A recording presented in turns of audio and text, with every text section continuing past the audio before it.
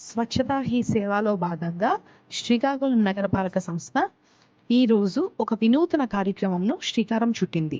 ఈ కార్యక్రమంలో భాగంగా నగరంలో స్థానిక పిఎన్ కాలనీ 8వ లైన్లో ఉన్న శ్రీ సాయి విద్యా మందిర్ స్కూల్లో స్కూల్ విద్యార్థులకు SUP single use plastic ban గురించి అవగాహన కల్పించి వాళ్ళ ఇంటి వద్ద ఉన్న ప్లాస్టిక్ను బాటిల్లో సేకరించి అలా తెచ్చిన వారి నుండి నగరపాలక సంస్థ ఆ బాటిల్ను సేకరించి దానికి బదులుగా వారిలో మరింత ప్రోత్సాహం కల్పించడానికే చిరు కానుక కూడా కల్పించడం జరిగింది.